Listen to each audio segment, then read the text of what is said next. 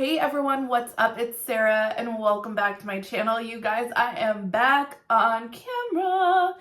If you missed my face, here it is. If you didn't, just close your eyes and listen to my voice. It'll be like a voiceover.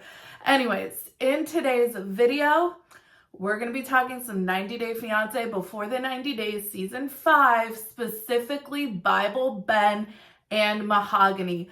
This story honestly has not gone the way I thought it was going to go. I thought it was going to be a David and Caesar, a Caesar and Maria, perhaps a David and Lana, if they could have found Mahogany, the actress, to show up. But this is really turned into something I didn't expect. So let's talk about it. There are so many parts of this storyline, starting with Ben's cult upbringing, all the way cut to Mahogany's Airbnb, the lying about there's just so many parts of this story that are truly unbelievable. It's just really difficult for a lot of viewers to judge the authenticity of this storyline.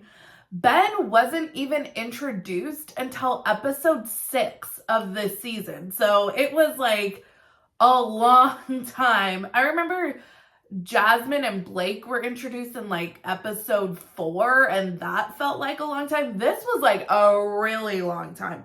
And a lot of us assumed, the podcast I listened to assumed like it's because the storyline was just nothing, that it was like, okay, here we shot this footage, let's plug them into a few episodes. Honestly, that's what I was assuming, that it was going to be a nothing burger. So Ben, 52, one of the 3 cast members hailing from Michigan this season.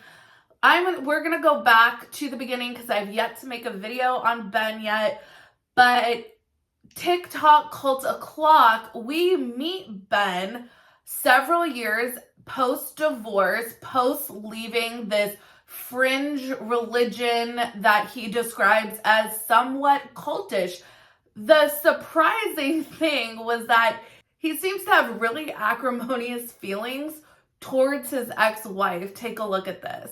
I definitely wanted to go to heaven, so I decided to be a pastor. And I married my church children's ministry partner. We had 4 children, but we had problems. So about 7 years ago, we left that religious cult in an attempt to save the marriage. And we did seek counseling, but by the time we did that, it was too late. It was 24 years of neglect. The divorce was really hard on my kids, and I felt incredibly guilty about it. But the relationship with my ex-wife is cold. This is the mother of his 4 children.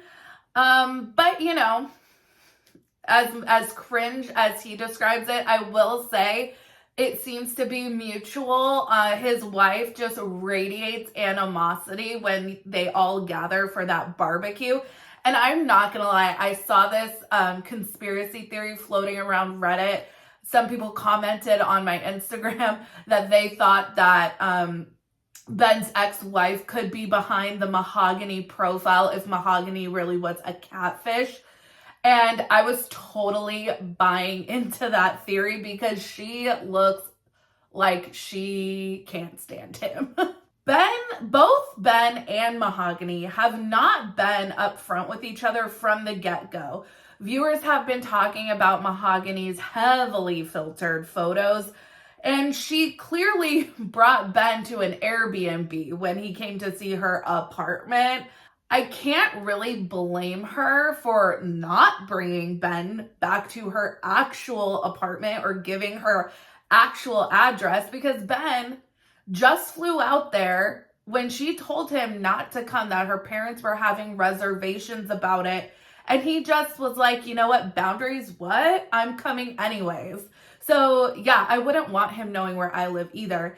And Mahogany said that Ben didn't really look like his pictures either. I guess he was sending her like all of his modeling photos and not just like candids, but they both have claimed that the other one has not been totally upfront about who they really are.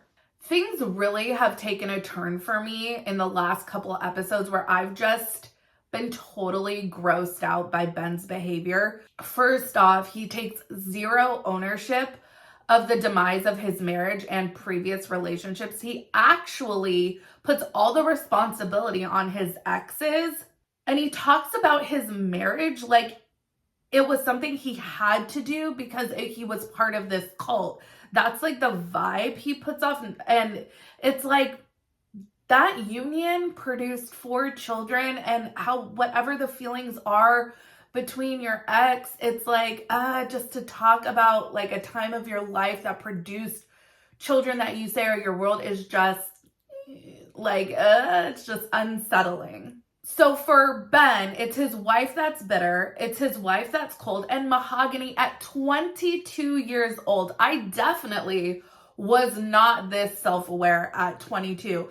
She rightfully calls Ben out on this nonsense. And speaking of Mahogany's age, we have to talk about the fact that Mahogany apparently said to Ben that she was 24, and really it comes out at the dinner with the parents that she's actually 22, and Ben acts like this is a huge deal. Like, dude, you went from a 28 to a 30-year age difference. Like, once you pass a certain point, it's just all a lot. I think, though, because now she is literally the same age as his children, that it really like hit home like, yeah, this is a 30-year age difference. My parents were 26 when I was born. I was 32 when my daughter was born. And dudes really try to excuse dating girls young enough to be their daughters if they're maybe 1 or 2 years older or than their kids. But if Mahogany is actually the same age or younger, then Ben is like, okay, this might be a little much. And let's not forget the time that Ben told Mahogany's parents that love knows no age. I am 100% confident love would know an age if Mahogany was, say, 60. I'm just saying, what particularly icked me out big time this week was Ben would totally overwhelmed Mahogany with literally 10 pages worth of text messages. I wasn't even that bad in my early 20s when I was a total stage 5 clinger. I mean, I have to admit that was, we've all had our moments.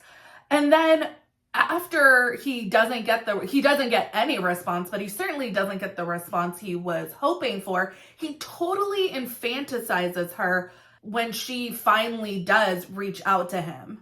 I must have written her about 10 pages of text, and I got no response. I had my morning devotions, and the very first verse that pops up, my verse of the day, is that there is no fear in love. And that's all I'm getting from her is fear. She's afraid of my intentions. She's afraid of what her parents are going to say. She's afraid of what her friends are going to say.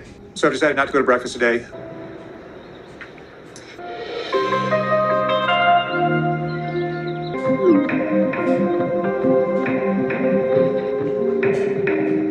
Benjamin quiere hablar con ustedes a privado, no conmigo. Aunque no sé, qué extraño.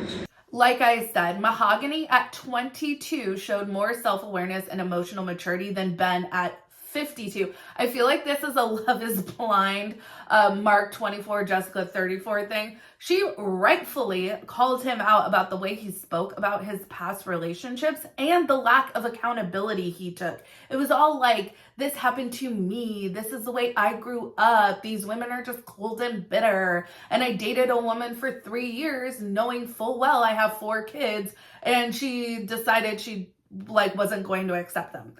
But all this is their fault. None of this is his fault. As a result, he sends this overwhelming amount of correspondence. And Mahogany, like any rational person, was like, yikes, this dude is spiraling, and didn't respond. Could you imagine if she had engaged in this conversation? I think things would have gotten really out of control. Ben retorts the next day, I take your silence very seriously. And I swear that sounds like something out of an episode of Dateline. It just sent chills down my spine. Ben decides not to go to breakfast the next day. Mind you, this is one thing I will give him slight credit for. Mahogany didn't tell him that her parents were there or coming. I don't know if they like surprised her, unclear. But anyways, Ben certainly didn't know, but he decides, you know, to be a big baby and not go to breakfast the next day. And when she tells him that her parents are there, he says he wants to speak to them privately without her, as if she was in trouble. Like, this was something like as if my cell phone got confiscated for like the 5th time in chemistry class. You know, not that I'm telling you a very true story, which I am. And my mom had to go into the principal's office to actually retrieve it and then get a whole talking to about how, you know, I keep bringing my cell phone into class.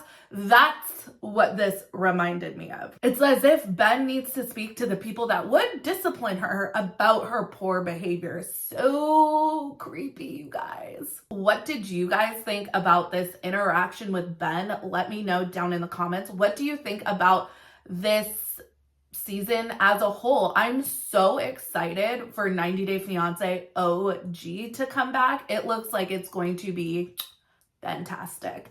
Anyways, guys, leave a comment down below. Make sure you like this video, subscribe to my channel, follow me on Instagram and Twitter at Reality Squad, and I'll catch you guys in the next video. Take care. Have a good one. Much love.